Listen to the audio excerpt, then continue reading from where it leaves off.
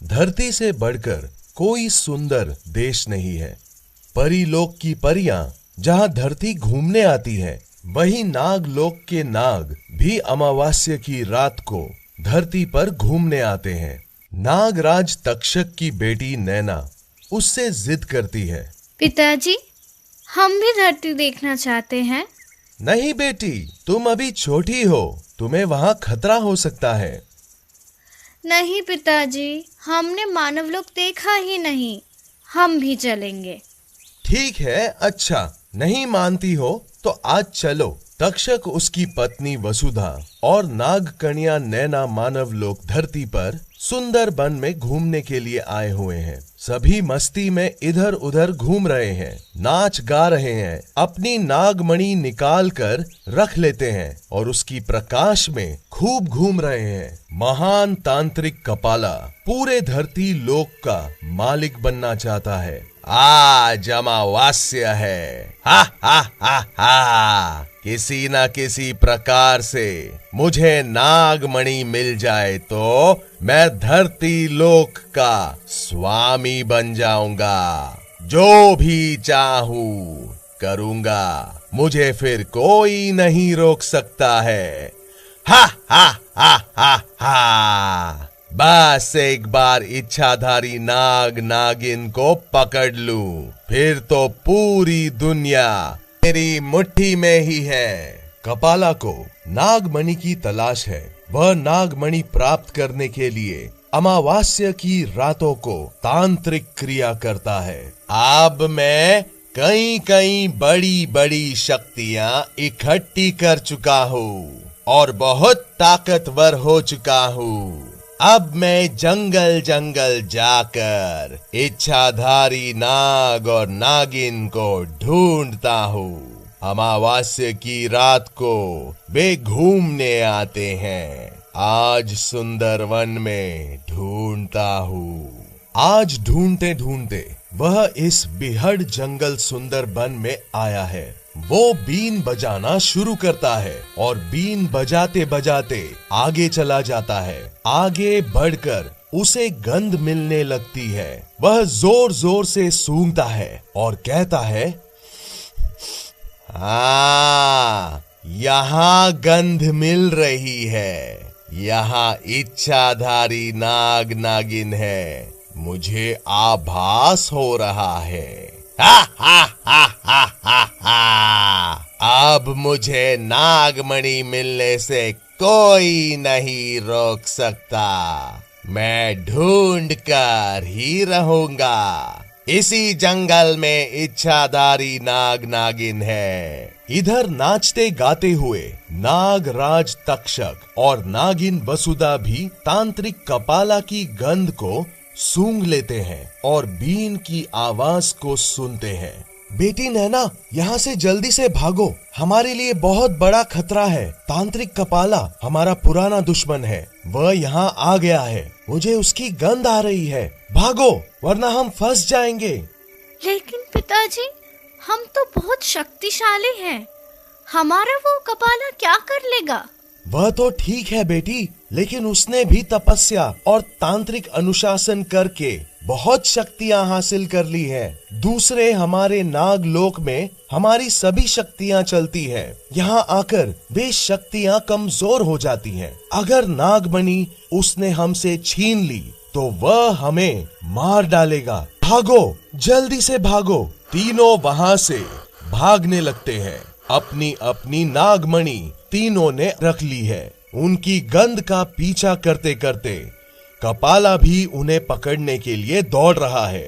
कपाला, हा हा हा हा, आज हमारे जंगल में ये आए हैं और वह भी एक नहीं, तीन तीन नागमणियां मुझे मिलेंगी।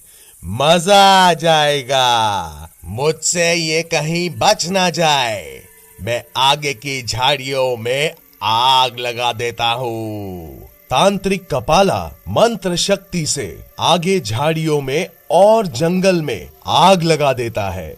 वसुधा और नैना, अपनी जान बचाकर भागो। किस्मत से हम जंगल से बाहर निकल आए हैं। वह देखो, यहाँ से गांव दिख रहा है। सबसे किनारे वाले घर में हम चलकर छिप जाते हैं। पिताजी, मुझे बहुत डर लग रहा है। घबराओ नहीं, हम घर के करीब आ गए हैं। चलो। तांत्रिक अभी उनको जंगल में ही ढूंढ रहा है। वे तीनों उस घर में घर में एक चारपाई पर एक छोटी लड़की सो रही है। जैसे ही तक्षक अंधेरे में उसकी चारपाई के नीचे से घुसता है, तभी लड़की को प्यास लगती है। मम्मी, मुझे प्यास लगी है, पानी चाहिए। बेटी, नीचे ही रखा है, ले लो। वह पानी लेने के लिए उतरती है। उसका पैर तक्षक के फन के ऊपर पड़ जाता है, जिससे उसका जहर वाला दांत उसके पैर में घुस जाता है और वह लड़की जहर से मर जाती है। तक्षक, बसुदा और नैना उस कमरे से होकर दूसरे अंधेरे कमरे में चूहों के द्वारा खोदे गए एक गहरे बिल में घुसकर सुरक्षित हो जाते हैं। तांत्रिक कपाला उनको ढूंढता है, लेकिन उनकी गंध नहीं मिलती। वह खुद जंगल में फंस जाता है और अपने ही बिछाए हुए जाल में फंसकर वह आग से बचने के लिए इधर उधर भागता है और बड़ी मुश्किल से जान बचाता है। वह घर पंडित ज्ञानदत्त का होता है। ज्ञानदत्त की बेटी पूजा मर जाती है। घर में बहुत कोहराम मचता है। ज्ञानदत्त की पत्नी सरला रोकर कहती है, हाय, हमारी एक ही संतान थी, वो भी मर गई। हम कैसे जिएंगे? इससे तो अच्छा हमें भी भगवान उठा ले, हम भी इसके साथ ही मर जाएं। तक्षक को ये देखकर बहुत दुख लगता है कि वह उनकी इकलौती बेटी थी। यह मुझसे बहुत गलत हुआ। उनके इतने बड़े दुख का कारण मैं हूँ। मैंने यह पाप किया है। मैं इसका प्रायश्चित करूँगा। नहीं पिताजी, आप उसका प्रायश्चित नहीं कर पाएंगे, क्योंकि उसकी बेटी मरी है। उसको तो बेटी ही चाहिए, इसलिए आपका प्रायश्चित मैं करूँगी। मैं उसकी बेटी के रूप में रहकर उनको सुख दूंगी। यह सुनकर तक्षक की आंखों में आंसू आ जाते हैं, लेकिन नागलोक का राजा होने के कारण वह अन्याय नहीं कर सकता। जा बेटी, तुझसे अलग होने में हमें बहुत दुख हो रहा है, लेकिन यह न्याय की बात है। जब भी तू मुझे पुकारेगी, हम तेरे सामने आकर हाजिर हो जाएंगे। वसुदा और तक्षक अपनी बेटी को इजाजत देते हैं और वे अपने इकलौती बेटी को छोड़ने के गम से रोते हुए चुपचाप अंधेरी रात में अपने नागलोक को वापस चले जाते हैं। ज्ञानदत्त, सरला और गांव के लोग उस मरी हुई लड़की को दफन कराते हैं। उनके पीछे पीछे नैना, उनकी लड़की, पूजा का भेष बनाकर आ जाती है। माँ, पिताजी, देखो मैं आ गई। तुमने मुझे वहां दफन कर दिया, ये भी नहीं सोचा कि मेरी अभी भी सांस बाकी है। मुझे होश आया तो बड़ी मुश्किल से मैं मिट्टी हटा पाई और मैं यहाँ चली आई। पंडित ज्ञानदत्त ने और गांव वालों ने जब पूजा को जिंदा देखा तो उन्हें आश्चर्य हुआ। सरला ने दौड़कर उसे गोद में उठा लिया और कहा, बेटी, तुम वापस जिंदा आ गए। हमें तो नई जिंदगी मिल गई। अब कभी भी मुझे छोड़कर मत जाना। ऐसा कहकर वे दोनों रोने लगे।